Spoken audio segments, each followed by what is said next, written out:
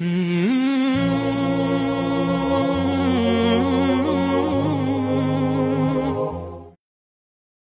ونصلي على رسوله الكريم اما بعد فاعوذ بالله من الشيطان الرجيم بسم الله الرحمن الرحيم وقال تعالى قل هل يستوي الذين يعلمون والذين لا يعلمون صدق الله العظيم۔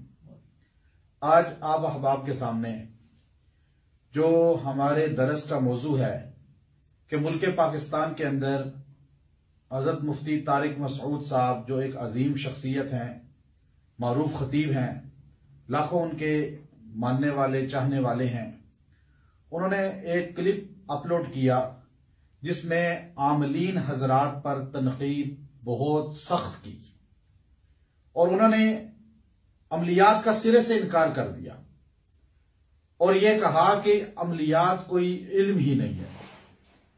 اب حضرت نے یہ بات جو کہی وہ اپنے نالج کے مطابق کہی، اپنے مطالعے کے مطابق کہی، چونکہ حضرت مفتی طارق مسعود صاحب کا جو تربیت کا نظام ہے وہ ملک پاکستان نہیں، عالم اسلام کی معروف روحانی شخصیت، علمی شخصیت حضرت مفتی عبدالرشید صاحب رحمت اللہ علیہ کے ہاتھوں ہوئی، ان کے ادارہ میں ہوئی۔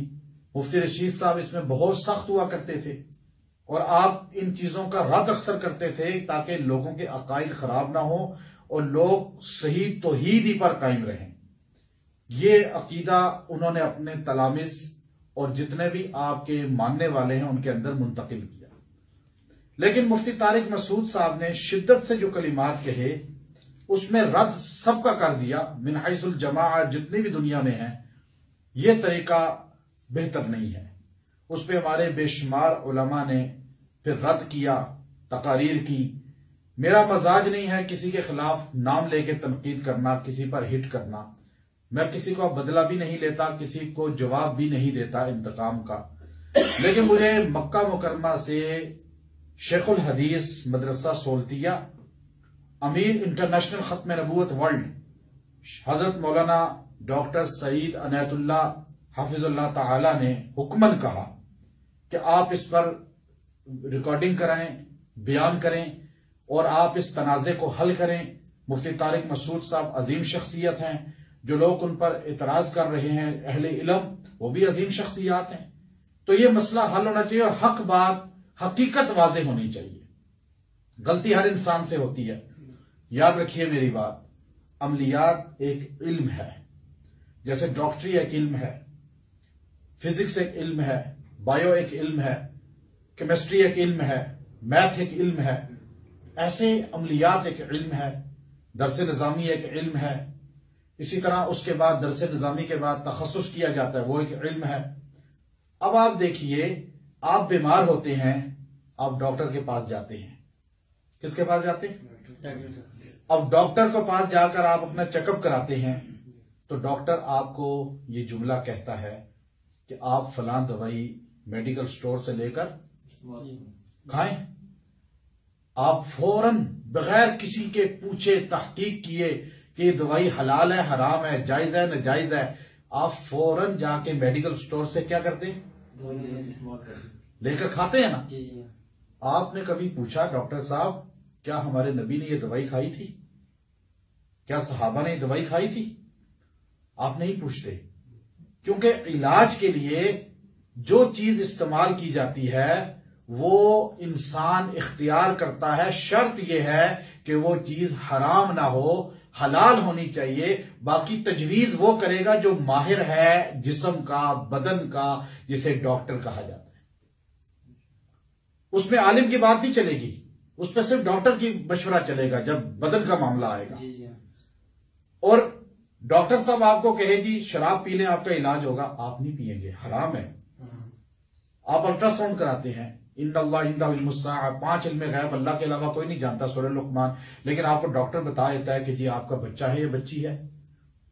اب آپ مجھے یہ بتائیں کہ آپ اس کو شرک کیوں نہیں کہتے؟ اصل چیز یہ ہے کہ انسان کو ہر علم کے ماہر سے رابطہ کرنا چاہیے۔ نبی علیہ الصلوۃ والسلام، بخاری کی حدیث ہے، مدینہ گئے، آپ نے صحابہ سے کہا یہ 2 کھجوریں ملاتے ہو، یہ چیز صحیح نہیں ہے، آئندہ نہیں کرنی۔ صحابہ نے آپ کا حکم مان لیا، اگلے سال فصل ہی کم ہو گئی۔ آپ صلی اللہ علیہ وسلم نے فرمایا اے صحابہ تم دنیا کے امور مجھ سے بہتر جانتے ہو، اب اسی طرح کرو۔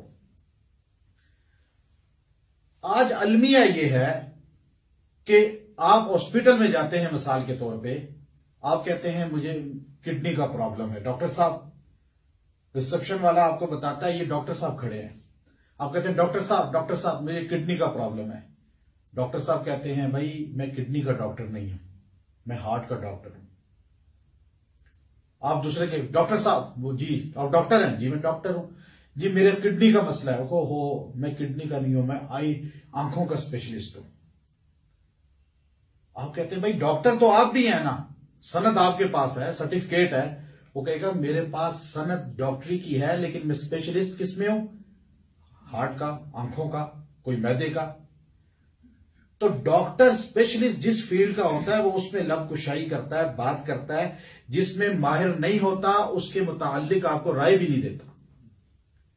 دین اسلام کے اندر یہ المیہ ہے کہ جو درس نظامی سے فارغ ہوتا ہے، فارغ التحصیل ہوتا ہے، وہ قدوری بھی پڑھائے گا، بخاری بھی پڑھائے گا، تخصص کا بھی پڑھائے گا، فتویٰ بھی دے گا، مسئلہ بھی بتائے گا، خطیب بھی بنے گا، مدرسہ بھی چلائے گا، اور تعویذ بھی دے گا، اور عملیات کو بھی کہے گا میں ماہر ہوں، اور عملیات میں بھی لب کشائی کرے گا۔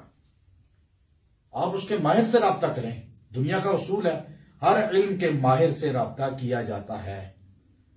اب یہ میں نے آپ کو مختصر بتائی، حدیث اور قرآن میں اس کی حیثیت کیا ہے نہایت مختصر بتاؤں گا۔ میرے کلپس موجود ہیں وظائف الصالحین چینل پہ، لیکن میں آپ کو نہایت مختصر بتاؤں گا کہ قرآن میں اس کا حکم کیا ہے، حدیث میں حکم کیا ہے، کیا عملیات جائز ہے، نہیں ہے، حرام ہے، ممنوع ہے۔ عملیات یاد رکھیں، وظیفہ جو آپ کو بتایا جاتا ہے، بعض لوگ کہتے ہیں جی وظیفہ بتانا یہ کہاں سے ثابت ہے، جائز نہیں ہے، اتنی بار یہ پڑھو، اتنی بار یہ پڑھو۔ آپ بخاری کیوں نہیں اٹھاتے، مسلم کیوں نہیں پڑھتے، ترمذی کیوں نہیں پڑھتے، سیاہ ستہ کتب چھوڑ دیں، آپ جمع الفوائد کو دیکھ لیں، آپ کوئی بھی حدیث کی کتاب اٹھا لیں، آپ کو یہ کیا مختصر میں ایک حدیث بتاتا ہوں جو بچہ جانتا ہے۔ کیا میرے نبی صلی اللہ علیہ وسلم نے کیا تسبیحات فاطمہ گنتی کر کے حضرت فاطمہ کو نہیں سکھائی تھی؟ حضور نے نہیں فرمایا تھا کہ اے فاطمہ ہر فرض نماز کے بعد کتنی بار پڑھنا؟ 33 بار سبحان اللہ، 33 بار الحمدللہ، 34 بار اللہ اکبر۔ یہ کس نے سکھائے؟ کس کو سکھائے؟ سیدہ فاطمہ کو، اور گنتی کر کے سکھائے۔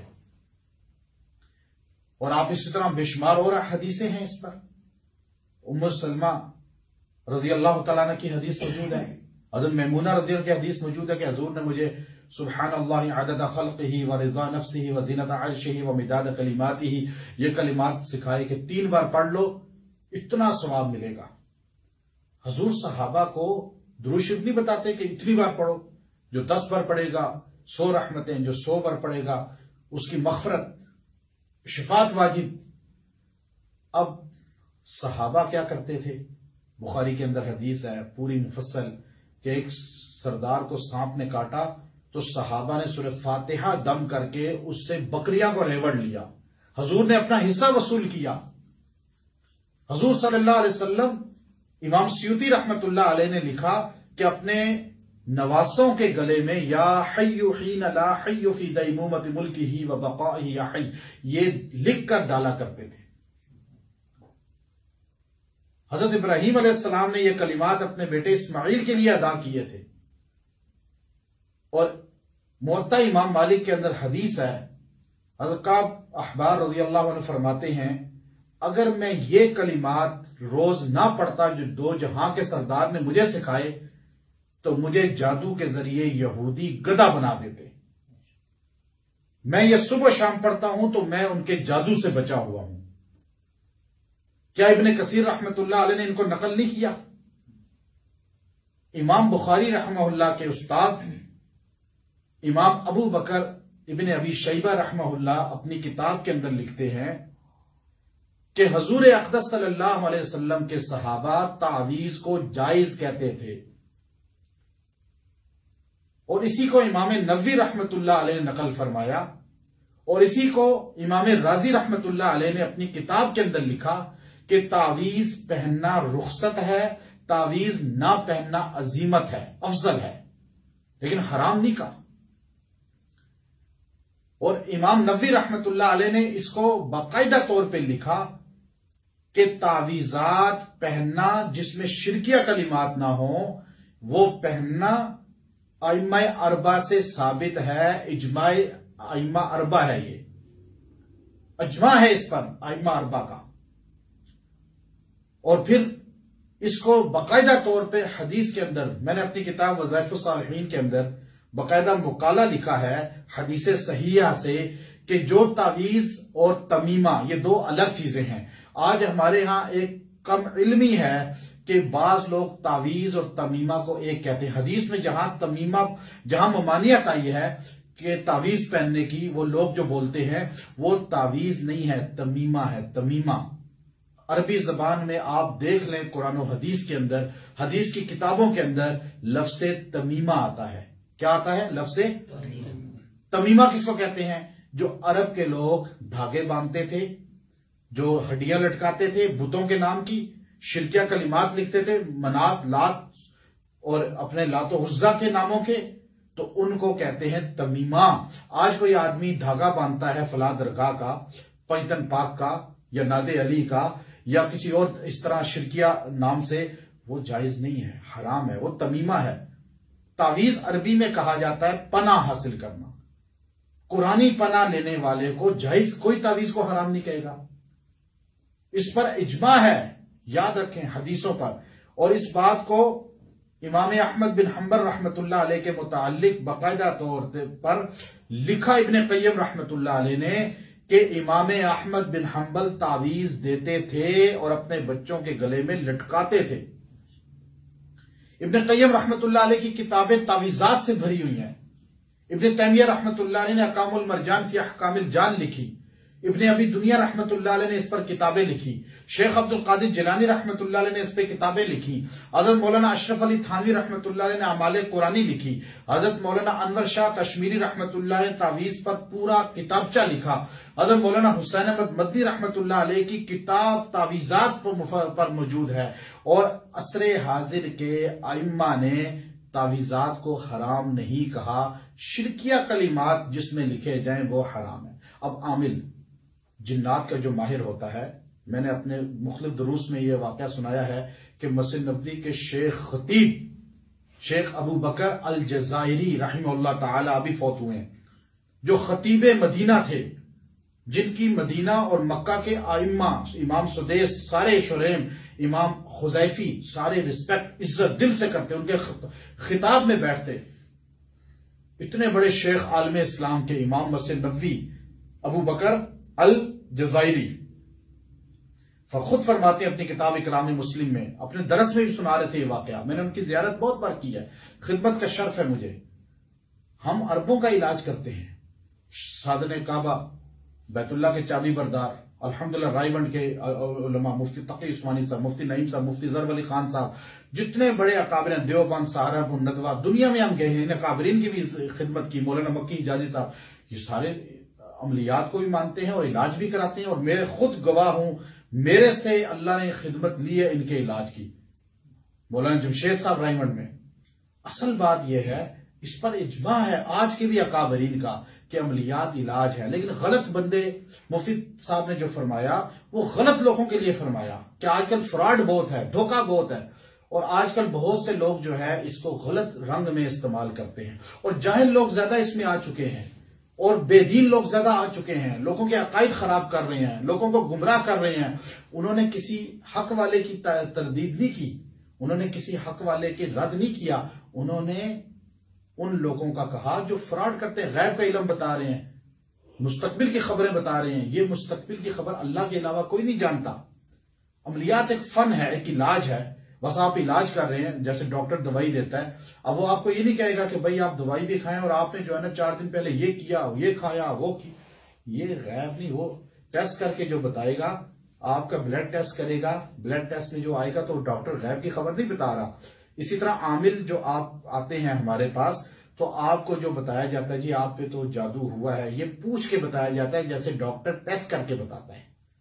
یہ غیب کی خبر نہیں ہے، اسے آپ غیب نہیں کہیں گے. ہاں میں آپ کو یا کوئی بھی عامل یہ بتائے کہ پرسوں یہ ہوگا، کل یہ ہوگا، آپ کا مستقبل ایسا ہوگا، آپ کے حالات آگے ایسے ہوں گے، یہ اللہ کے علاوہ کوئی نہیں جانتا. جو بتائے گا وہ جھوٹا ہے، فراڈی ہے. مفتی طارق صاحب نے بھی یہی کہا، میں بھی یہی کہتا ہوں. اور یاد رکھیے بات کہ ابو بکر الجزائری فرماتے ہیں، میں نے 30-40 سال پرانا واقعہ، مدینہ کے اندر ہم رہتے تھے، ہمیں لکڑیوں کی ضرورت پڑی تو بیٹیوں کا جاؤ چھت سے لکڑیاں لے آؤ. بیٹی اوپر گئی، اس نے گٹھا بنایا، میں مختصر بتا رہا ہوں، نیچے پھینکا اور کافی دیر گٹھا تو نیچے آ گیا لکڑیاں، لیکن بیٹی نیچے نہیں آئی. ہم اوپر گئے، دیکھا وہ بے ہوش پڑی ہے اور اس کی رال نکل رہی ہے اور منہ سے جھاگ نکل رہی ہے. کہتے ہیں میں نے اس پہ کچھ پڑھنا شروع کیا تو جن حاضر ہو گیا. اس نے کہا اس نے ہمارا بچہ مار دیا ہے، نیچے کھیل رہا تھا. تو کہتے ہیں میں نے اس کو کہا بھائی اس کو کہاں پتا تھا، نظر نہیں آ رہا تھا. اس نے کہا نظر نہیں آ رہا تھا، لکڑیاں یوں پھینکی کیوں ہیں، ہاتھ سے اٹھا کے نیچے لے جاتی. میں نے کہا بھائی میں مدینے میں ہوتا ہوں، تمہیں پتا ہے میں تمہارا مسجد نبوی میں درس دیتا ہوں، کتنے 40 سال ہو گئے ہیں، میرا درس تم نہیں سنتے. ہاں میں سنتا ہوں، میں جن ہوں، مسلمان ہوں، ہم تمہارا درس بھی سنتے ہیں، لیکن اس کو نہیں چھوڑوں گا، اس نے میرا بچہ مارا ہے. آپ نے کہا دیکھ اس نے دیکھا تو نہیں. اس نے کہا چلو ابھی چھوڑ رہا ہوں آپ کی وجہ سے، لیکن ہمارا قاضی فیصلہ کرے گا، جج. جن چلا گیا، بچی بیٹھ گئی، اٹھ کے نیچے آئی، کھایا پیا، دن گزرتے گئے. کہتے ہیں ایک دن مغرب کے ٹائم میرا بیٹا روتا ہوا آیا، بہن کو پھر کوئی مسئلہ ہو گیا ہے، دورہ پڑ گیا ہے. کہتے ہیں میں درس مختصر کیا مسجد نبوی میں اور میں چلا گیا. میں جا کر وہاں پر دیکھا کہ وہ اسی طرح جھاگ منہ سے بہہ رہی ہے اور وہ بے ہوش پڑی ہے. میں نے اس پہ دم کرنا آیات قرآنی کا شروع کیا، جن حاضر ہو گیا. اس نے کہا اس نے ہمارا بچہ مارا تھا، ہمارے جج نے فیصلہ کیا ہے کہ اس کو مارا جائے اور اس کے بدلے میں. تو میں نے کہا دیکھو میری بیٹی ہے، تمہیں واسطہ ہے اللہ کا، میں تمہارا مدرس ہوں، مسجد نبوی میں خطبہ دیتا ہوں، بیان کرتا ہوں، استاد ہوں عالم اسلام کا. اس نے کہا بے شک آپ کا تقدس ہے، عزت ہے، مرتبہ ہے، لیکن آنکھ کے بدلے میں آنکھ ہوتی ہے، کان کے بدلے میں کان، اب جان کے بدلے میں جان لی جائے گی. کہتے ہیں میں تلاوت کرتا رہا، لیکن میرے ہاتھوں میں میری بیٹی نے یوں گردن کی اور کڑک کی آواز ہے، اس کی گردن ٹوٹ گئی، وہی فوت ہو گئی. کہتے ہیں کاش، ابو بکر الجزائری رحمہ اللہ فرماتے ہیں کاش میں کسی ماہر جنات سے رابطہ کر لیتا تو شاید اللہ میری بچی کو بچا لیتا. ہر علم کا ماہر ہوتا ہے، بخار ہو جائے بگڑ جائے ٹائیفائڈ ہو جاتا ہے. اب آپ کہیں جی میں سورہ فاتحہ ہی دم کروں گا بخار اترے گا، نہیں، اللہ نے ہر چیز کو اس کی لائن پہ رکھا ہے. تو اس لیے عملیات علم ہے، لیکن غلط لوگ اگر وہ اختیار کریں گے تو اس سے عملیات کا رد نہیں ہوگا، غلط لوگوں کا رد ہونا چاہیے. ہر فیلڈ میں غلط لوگ، اللہ کے رسول علیہ الصلوۃ والسلام نے فرمایا اذا وصل الامر الى غیر اہلہ فانتظر الساعہ، جب کسی نااہل کو کوئی کام کرتے ہوئے دیکھو سمجھ لو اب قیامت قریب ہے. جس کا جو کام ہے وہ کرے، خطبہ دینا جس کا کام ہے خطبہ دے، اذان دینا جس کا کام ہے اذان دے، بیان کرنا جس کا کام ہے بیان کرے، جو عملیات کا ماہر ہے وہ عملیات پہ بات کرے، جو مدرس ہے وہ تدریس کا کام کرے، جو ڈاکٹر ہے وہ ڈاکٹری کا کام کرے، جو انجینئر ہے وہ انجینئرنگ کرے. سارے اپنے اپنے دائرے میں رہیں، فتنہ بھی نہیں ہوگا، فساد بھی نہیں ہوگا، اور اللہ تبارک و تعالی دلوں کو بھی جوڑ دے گا. اللہ تعالی ہم سب کو حق سمجھنے کی توفیق عطا فرمائے. وآخر دعوانا الحمد للہ رب